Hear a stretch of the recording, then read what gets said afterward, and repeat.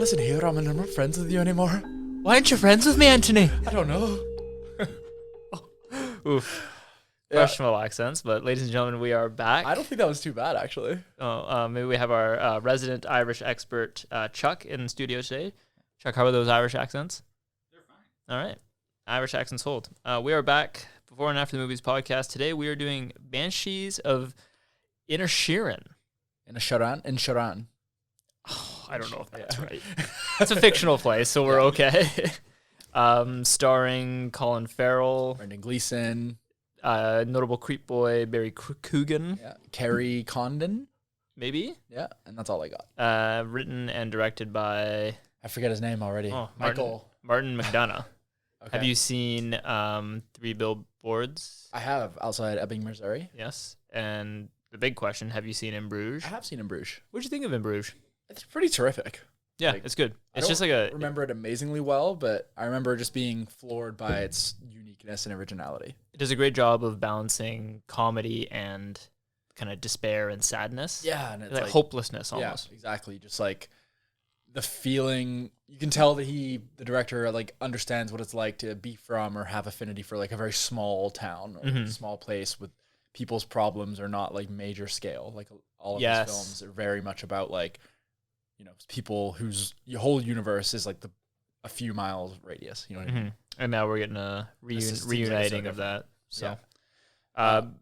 go ahead. I was gonna say, obviously, this film. I don't know if we've ever done an episode of this show where I've known less about a movie, or like I just watched the trailer for the first time. Like, 30 minutes ago. It kind of reminds me. We did Green Knight, The Lighthouse a little bit. Oh, what's that other one? I always forget it. Vast of Night. Actually, yeah, I tell a lie in a second that I've known least about. Maybe before we dive into Banshees, do you have any Oscar-themed side reviews? I do. Nice setup. nice little softball there. I saw The Whale. Oh, wow. Which really was just a terrific piece of cinema. Like, Really? I went with my fiance and she was just blubbering the entire time, and I was like, Oh, wow. I was like, "Are you okay?" Like, I thought something was going on. Like, she'd received some bad text or something. She's like, "No, it's just so moving." It's got a very low RT, relatively. I wouldn't take any notice of that. Like, Yeah. Darren Aronofsky in particular, his films have always been divisive. But for me, although I haven't loved all of his movies, like Noah or Mother, Oof. I still can always see that he's like, you know, doing something Mm-hmm. different with every film. Yep. So yeah, I think, what is it, like 66 on Rotten Tomatoes? Like, Yeah, I don't something like understand. I was reading a bunch of the negative reviews and I'm like, you guys missed the point. Like, Okay. yeah, the performance is obviously, I don't need to go into how astounding it is. You can kind of just tell from the trailer that Brendan delivers big time. But it was the supporting cast that really surprised me as well. Like Sadie Sink. Just fucking knockout performance. Wow. And Ty Sheridan. Ty Simpkins, the kid from Insidious Jurassic World Yeah, and stuff, he's all yeah. grown up now. Oh, wow. But yeah, he's great in the movie. I'd give it a 9.5 out of 10. Wow. Yeah.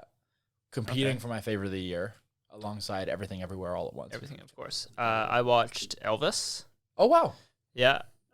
It was okay. It was very Baz Luhrmann, Yeah. for better or for worse. It was almost too hyper stylized for me. It felt like every That shot. opening sequence is pretty amazing though. Like Tom Hanks is just atrocious in that movie. Yeah. But Austin Heard Butler, that. to his credit, is very, very good. Yeah, I mean, it's been a good like little renaissance of like music biopic lead performances.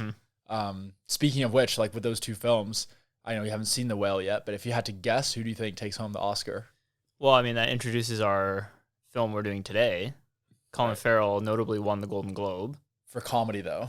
Yeah. They split the Golden Globes up. Yeah, right? of course. Austin Butler And took it home for. yeah, and Brendan Fraser won in Critics' Choice. Yeah, but Brendan Fraser also, I don't think he won the Golden Globe because he refused to show up. Yeah, so, they don't so give it to I him. think Brendan Fraser takes the Oscar, but I wouldn't be surprised if Colin Farrell gets it. That being said, though, that's just going off of hype. We'll know better. You think Colin Farrell gets it? Well, we'll know better after watching this movie. I don't think Austin's a boy. He's a boy amongst men right now, right? But Rami Malek took home the Oscar Yeah, but that was for not as good a performance, in my opinion. It was a great performance, but if I because Austin did a lot of his own singing too. and he's like, he said, even now I'm struggling to just like not be Elvis. Yeah, Like, he's walk got on the street. fucking voice. It's like, Austin, what are you doing? Just drop the voice, man. It's so embarrassing. No, I hope Brendan takes it home personally. I love a good underdog story. So Yeah, exactly. yeah. I got another sad review. I watched Triangle of Sadness. Oh, I don't know really? if you've been hearing about this Yeah, I one. have. It was okay. It just it doesn't really challenge you. It just kind of it's like an enjoyable 2.5 hours and doesn't Pretty really, long. yeah, it doesn't, but it doesn't really stick with you. Right. So What would you say? Like, give me a 1-sentence synopsis. it's kind of like what would you say, Chuck? Like a social commentary on the labor divide, or sorry, wage divide. Kind of like Oh, it's the ferry, the cruise ship yeah, one. Yeah, sorry, yeah. It's Yeah. there we go. Yeah. Oh, right on. Touches on classism. I also saw, I'm not sure if we talked about this or not, but I watched The Fablemans. Oh yeah, Steven Spielberg. Yeah, just a very quick recap of that. Like, thought it was a really, really good movie. Not totally sure if it's like, I think it might actually just like stroll the Oscars, and I do worry if there's like a little bit of agenda to that. It's kind of like Spielberg's like kind of swan song. I think his career is kind of winding down. It's semi-autobiographical, so I think that's getting it a lot of like extra brownie points. Okay, yeah. I would say The Whale and Everything Everywhere All at Once I preferred. Yeah. Not like significantly, but yeah, it was a really good movie. It just like, it did feel a bit tonally inconsistent, and the performances, like aside from Paul Dano, I thought he was like incredible. Everyone else I just felt was good. It was a good movie. Okay. I wouldn't say it's like the magnum opus people are kind of making it out to be. Yeah. And lastly, just to catch up to where you were a couple weeks ago, as I watched Avatar 2. Nice. Caught that one in theaters. Enjoyable movie. Not going to win Best Picture. I think it's going to get nominated, though. I don't know if the nominees are out at the time of recording this. Obviously, visual effects, it'll walk home with that. No problem. Such an experience. Very enjoyable. Catch it in theaters if you haven't already. I absolutely loved it. Yeah. All right, let's get back to Banshees of Inisherin. Woohoo. I got some fast questions Can't wait to hit you with all these predictions I've got. All right, fast question number 1. Are you ready? Yeah. You did fast questions, huh? Oh, I struggle. It's scraping the bottom of the barrel here. Are we getting a death? Yes. Barry Coogan. You're going to fall down some well or something. Oh, my God. Are you going to laugh more or cry more?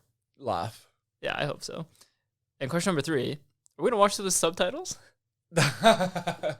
We'll give it a go without it. But oh, man, I was struggling in trailer 2, I'll tell you that.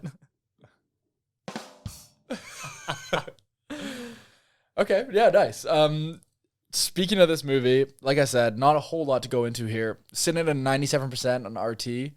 Holy smokes. I'm expecting something pretty big. Nice cold hour 53 runtime, I think. Something like that. Love that. That's awesome. Burning question. I mean, this is kind of the big prediction that we have to take out of this film, and I want to hear your thoughts.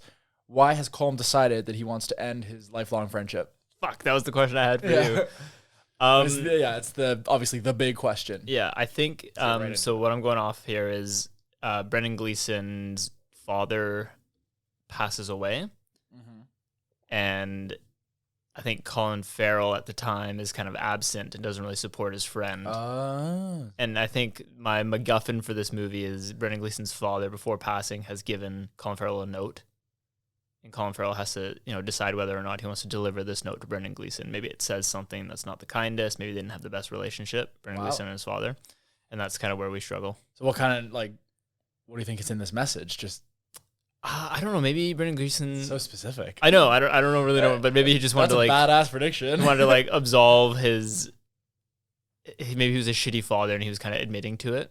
So do you think this is kind of Brendan Gleeson's character, his way of grieving a little bit? Like he's unable to accept his father's death, so he's kind of lashing out on his friend. Yeah, exactly. Something kind of petty. Yeah, that's what I think. What about you? I've gone in a very different direction, just because the latter half of the trailer seems to get a bit more almost thrillery. Like you see things are getting a bit more serious. There's screams and maybe some violence involved. So my guess is that I can't give you the reason why, but I think Brendan Gleeson's character is trying to protect Colin Farrell's character from something that he's involved with. Some kind of, maybe something on the religious side, maybe some kind of cults in the town or something. And he's trying to keep him out of this trouble that he's into, and he's got to commit some kind of crime, maybe for money to help his family out or something. Okay. So he's just trying to not keep him involved. And it is obviously there's a bit of a Shrek donkey dynamic with these two characters. Definitely, yeah. He also does annoy him quite a bit, so he's using that as his masking as to why he doesn't want to be friends with him anymore. Do you think they rediscover their friendship? I do. I think kindle the bond at the end. I think you could be looking at. Yeah, like it almost kind of reminded me of Hot Fuzz a little bit, like the latter half of the trailer where things get a bit like intense. So I think there's like a life saving between like one of them. And the other. Yeah, I can see a life saving. Do you think Barry Coogan and Brendan Gleeson ever share a scene together? Yeah, for sure, definitely. This has just got Barry Coogan must have been thrilled when he got the call for this. Hey, did you hear his story about how he landed the Joker? No. So he sent in a tape for him being the Riddler. Oh, wow. It was like, because he knew they were making it. He didn't know anything about casting, so he just sent a Hail Mary blind tape of him being the Riddler. To like Matt Reeves, I guess, or yeah, the casting agency? To the casting agency. And then like 3 or 4 months later, he gets a call back, and they're like, yeah, like, oh, we want you to come in, but we don't want to see you for the Riddler. We want you to see you for the Joker. Wow. Yeah. It's pretty crazy. That is super sick. He's definitely I just realized there's a bit of a Batman connection there with Colin Farrell. Oh, yeah. Speaking of which, I just wanted to touch on Colin Farrell really quick. Like, what a year for him. Like, 2 pretty substantially great performances. Like, I haven't seen this performance yet, but is there a 3rd movie he was in this year? Like, he made a big comeback. 'Cause remember, like, back in, like, early 2000s? Yeah, he was in, like, Phone Booth and stuff. Yeah. Then he disappeared. Yeah. He won an Oscar previously? Chuck, can we get a fat check on that? No Oscar for Seafells. I think he did, because he came out and, like, introduced it for Jeremy Renner. He just doesn't have. He hasn't had that performance yet. That one. I thought he has. Yeah, maybe. Chuck's on it. Like, he's also in Minority Report too. That's right. Yep. And remember his Total Recall remake? Oh, fuck, he's in that. Yeah, he's the lead. He's like walking on the poster. No evidence of an Oscar. No Oscar. Okay, so no Oscar for Colin Farrell. Yeah, I bet. Biggest hunk. That's transatlantic breakthrough. Oh no. Yeah, like he's really growing into a fine actor. Okay. Remember him in Horrible Bosses as well. He's got range. Yeah. The Gentleman. Yes, he was really good in The Gentleman. I haven't seen 13 Lives. I really want to see that. It looks good. I didn't know he was even in it. The Lobster. Yeah. Miami Vice. Oh, that movie's so bad. SWAT, Fright Night. The guy's all over the map, like masterpieces and garbage. Do you have an opening scene? No, I didn't do an opening scene. I'll give you one off. Well, play the Dreamscape button.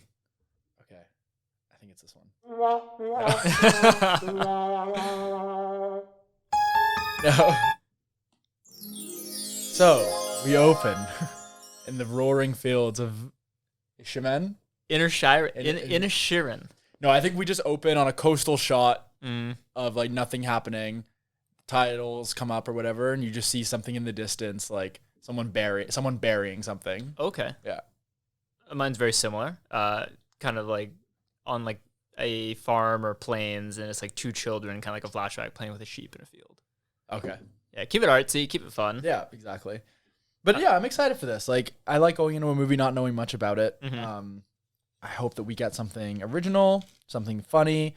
Yeah, I want to laugh for sure. Yeah, and like, the trailer seems really funny. I just hope it doesn't veer too much in that direction of just like, kind of just like random imagery and like a bit too quirky for its own good. Like, it seems like a lot of the wit is coming from like short, snappy dialogue. Yeah. Of kind of like people that live like a simple life, right? They're not like us who like, live in the city and their lives are super complex, going all over the place. It seems like they're dealing with like small village gossip, and that can be very funny. That can be very good, yeah.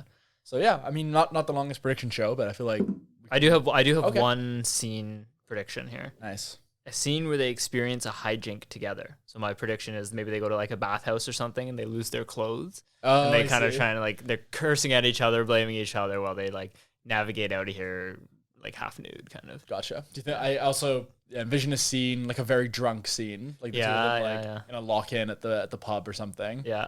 Maybe a flashback though. Yeah, maybe a flashback.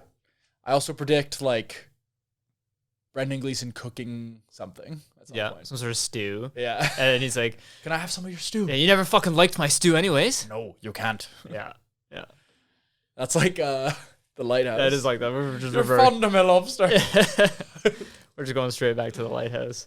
Anything else to add? I'm hoping maybe in the post show we'll talk a little bit more about Colin Farrell's performance, which is making news right now. Other than that, Got nothing else to add. Yeah, exactly. Chuck, anything? Fast cues, predictions? Just a point of order. I think his name's pronounced Kyogen or something. Kyogen or Kyogen. Oh, okay. Eric Keoghan. Barry Keoghan. Steve Coogan.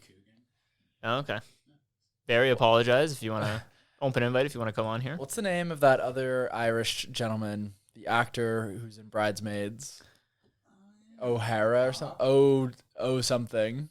I don't know. What was his call for this movie? The Why Irish. aren't you friends with him anymore? He's a good man. Hey, Martin. O'Doul? Martin O'Doul? Oh, fuck. Can't think of his name. Chris O'Dowd. Chris O'Dowd. Chris O'Dowd. Fuck. You should be in this. I invited you to my party last year.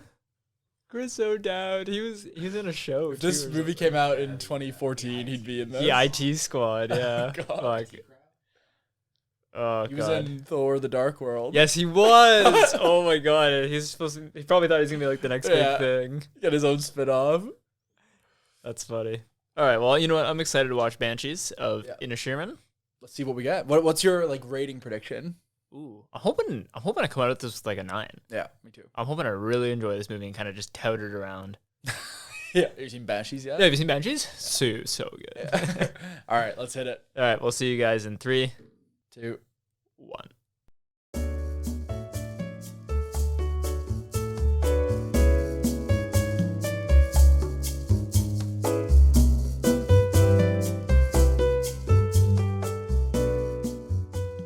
We're fucking back on. So we just watched the Banshees of Come on, you can say it. in Haran. No, In Saran. Inisherin. In Sharon. Inisherin. In Sharon. Inisherin. Okay. You want to do? Do we still do it out of 10s? Yeah, Okay. I live for the out of 10s. Okay. 3, 2, 1. 7.5. I knew it. Yeah. It was pretty good. Yeah, it's pretty good. First, just gaping flaw is that for me, even though it wasn't that long, it dragged badly. It felt parts for long, me. yeah. Yeah, it felt like a very long film. Yeah. A couple peeks at the old. What are you wearing today? Seiko. Nixon. Nixon. Couple peeks of the Nixon. Couple yeah. peeks of the Nixon. Yeah, it was a very funny film in parts, especially the first half. Mhm. And then that second half really starts to get more serious and bleak as kind of the reality of the metaphor of the film kind of takes the forefront. Mm-hmm.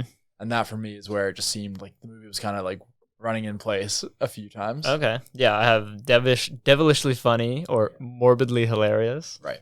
Definitely Um, morbidly hilarious. There you go. And I think Martin Mcdonagh, we saw this with In Bruges. I think this is maybe, In Bruges was maybe like 70-30 humor to sadness. This Right. was maybe 60-40 sadness to humor Yeah, kind of thing. I would totally agree with that. Go ahead. I was just reading that that was one of his biggest worries with this film because he's like, I'm reuniting those two actors. Yeah. And he was really worried about disappointing people because everyone's like, oh, it's going to be the same kind of humor as In Bruges. And while it is funny, it's definitely a lot more sad and depressing than probably anything else he's done. Yeah, I would agree. But at the same time, he did a great job of blending the sadness and the humor together. So you almost feel guilty for laughing at the scenes you're laughing at. Yeah. It does a lot of there's just good old fashioned humor in terms of you get your moments where it's them just saying absurd sentences kind of over and over again. And just that small town feel where you go from one conversation to the other and it's almost the exact same. Yeah. That stuff was really great. And maybe I kind of wanted a bit more of that, but yeah, this movie's it's really deep. The themes are all over the place. Loved Colin Farrell as a character. I felt bad for him the entire time. You could tell there was a lot of internal struggle. Yep. Can't say the same for Brendan Gleeson. I wasn't sure if we, the audience, were supposed to empathize with him for a little bit, but I just didn't connect with him. Yeah, I think they did a good job of they build you up to kind of hate him because Colin Farrell. It's Pedrick. Yeah. Pedrick. Parrick. Okay. Apparently, that actually is the Irish Patrick. Just said really fast. Oh, nice. Okay. Things you learn.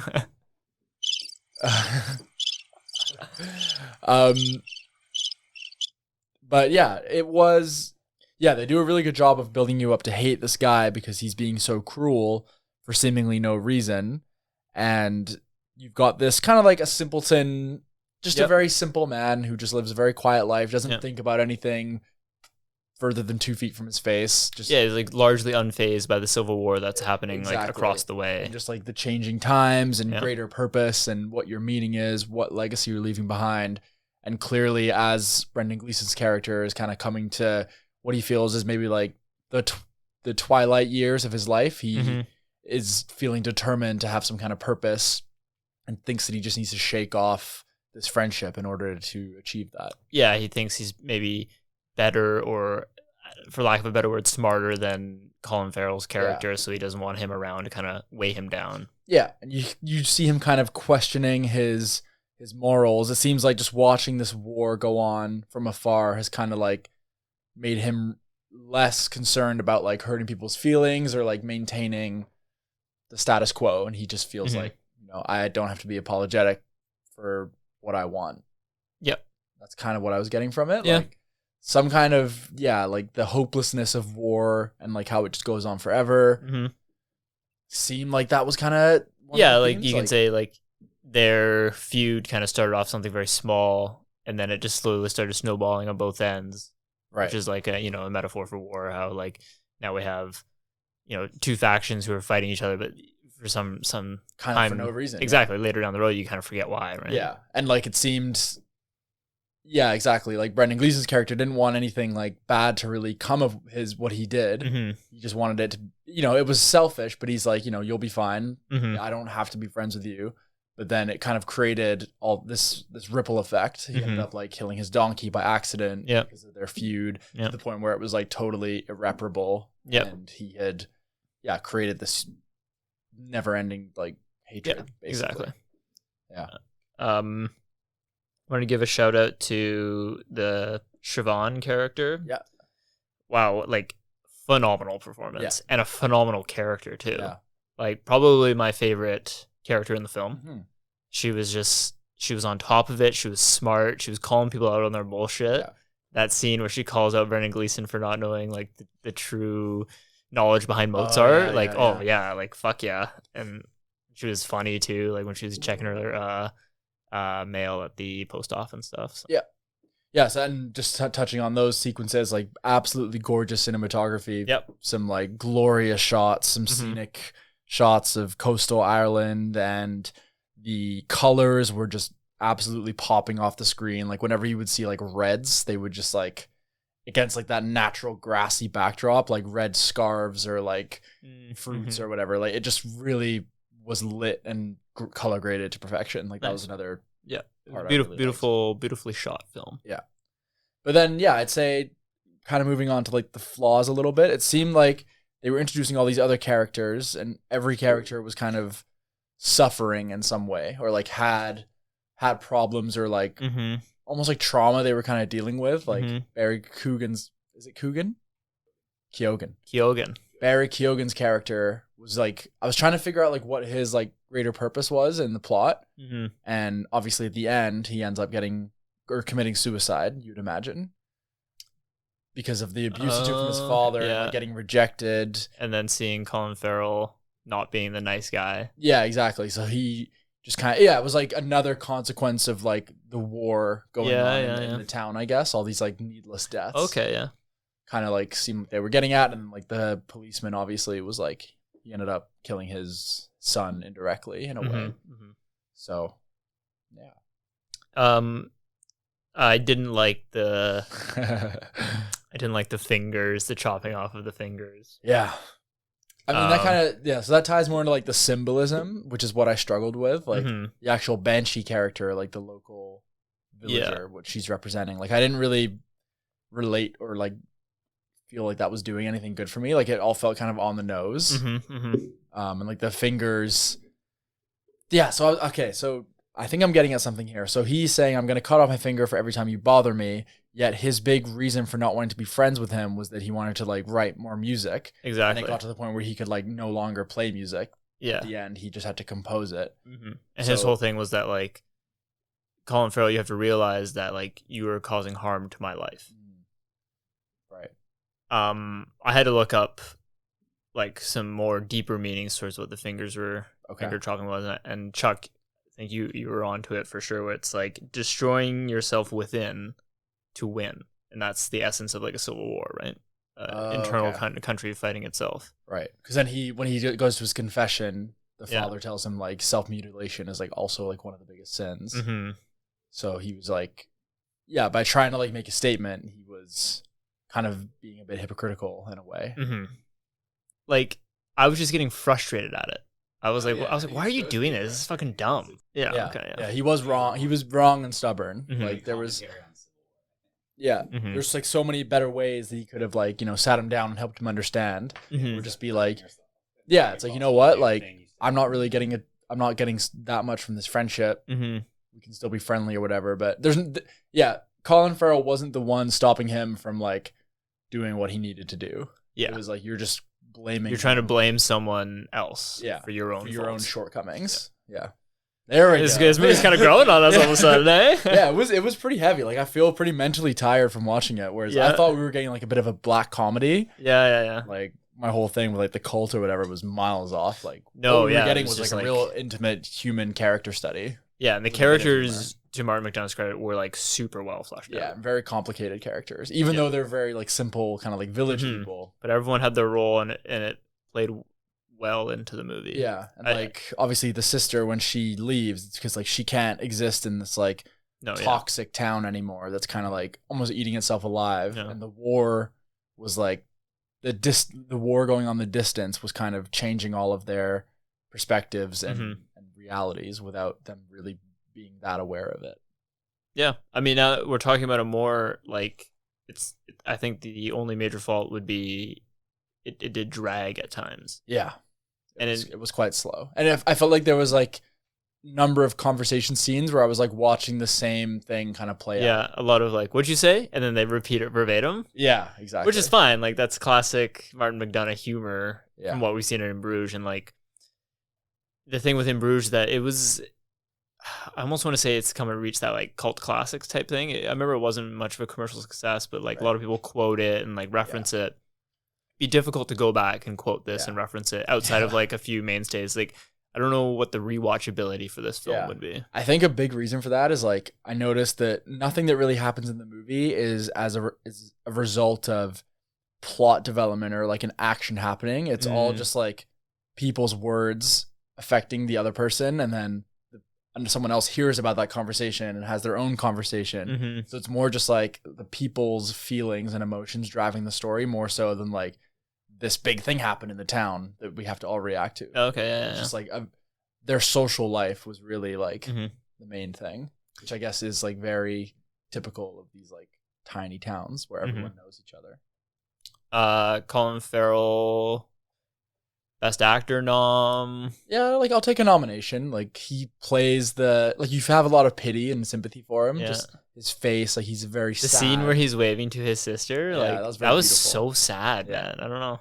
Just like you felt really bad for him because it's like he didn't really do anything wrong. Yeah, he kind of got dragged into this. Yeah, and then he ended up kind of committing the worst like atrocities, so far, I guess. Right? Yeah, without ever really wanting to. He just was kind of like driven to it by the actions of his former friend. Yeah. So this movie's getting a lot of buzz for Best Picture and Best Original Screenplay. I mean, that does surprise me. Like this could easily any other year seems like it would be a movie that you'd see a trailer for and it would just kind of slip through the cracks and be a bit of a underground classic.